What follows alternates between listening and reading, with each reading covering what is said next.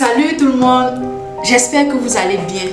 Aujourd'hui nous allons parler du changement. Dans la vie, nous sommes généralement le fruit de ce que nous avons été dans l'enfance. L'environnement dans lequel on a grandi conditionne notre caractère.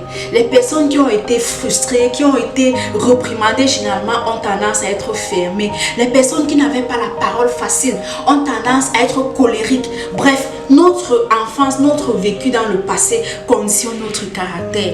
Et généralement, quand nous devenons grands, ce caractère nous colle à la peau. Et on se dit, lorsqu'on nous fait des remarques, on dit je suis comme ça, je ne peux pas changer. Plusieurs parmi nous sont venus au Seigneur et gardent le même caractère. Le miracle qu'on attend de Dieu, c'est le miracle externe. De la pauvreté à la richesse, de la stérilité à la fécondité, le succès, les réussites scolaires. Mais on néglige ce côté interne qui est le caractère. Mais moi je pense que le plus grand miracle que Dieu puisse faire dans la vie de quelqu'un, c'est le changement de caractère. Oui, Jésus change les vies. C'est encore possible de changer de caractère. Quel est ce caractère qui te colle à la peau et qui t'empêche de plaire véritablement à Dieu? Es-tu une personne colérique? Jésus est capable de changer ton caractère. Il est capable de changer non seulement ta vie matérielle, financière, mais aussi ton caractère. Il change les vies.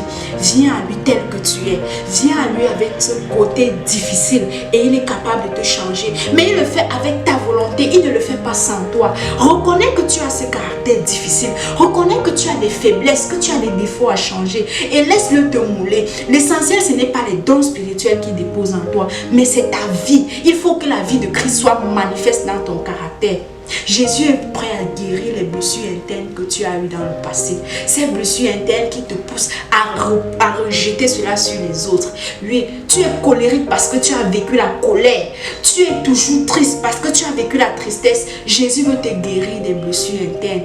Accepte-le dans ta vie. Il dit dans sa parole, celui qui est en Christ, dans 2 Corinthiens 5 au verset 17, celui qui est en Christ est une nouvelle créature. Les choses anciennes sont passées. Voici toutes choses sont devenues nouvelle. Ce n'est pas qu'un verset, c'est une réalité. Jésus est capable de changer ta vie. Il est capable de changer ton caractère. Non seulement ton caractère, mais aussi ton bien-être. Il est capable de te donner la paix que tu n'as pas eue jusqu'à nos jours. Il est capable de te donner la joie de vivre. Et c'est ça qu'on appelle les fruits de l'esprit. Dans Galates 5 au verset 22, la Bible déclare les fruits de l'esprit sont la paix, la joie, la tempérance, la maîtrise de soi. Si tu n'as pas encore ces fruits de l'esprit, alors crie à Dieu. Même si tu as donné ta vie au Seigneur depuis, si tu te rends compte qu'il y a encore ces choses qui te tiennent captif, ne néglige pas. L'essentiel, ce n'est pas de parler de Jésus, mais c'est de vivre la vie de Christ. C'est ça qui fait la différence. Prends ta vie en main et donne-toi sérieusement dans ce que tu veux être au Seigneur. Est-ce que tu veux véritablement plaire au Seigneur?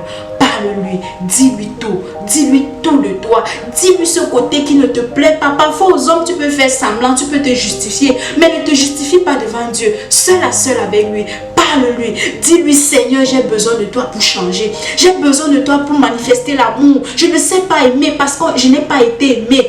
Aide-moi à aimer tel que tu veux que j'aime. Fortifie-toi, prends courage, Dieu avec toi, il te guide dans tout ce que tu entreprends.